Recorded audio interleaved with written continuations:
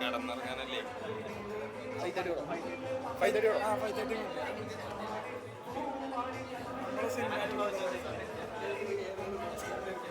അണ്ണനുണ്ടല്ലോ.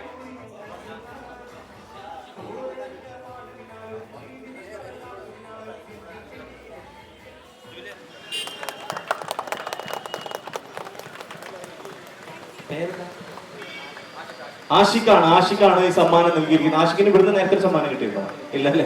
Okay, ആഷിക്കിന് ഒരു സമ്മാനം നമ്മുടെ വക കൊടുക്കാം അല്ലെ?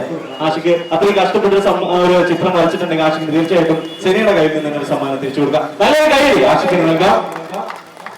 Thank you Ashiq.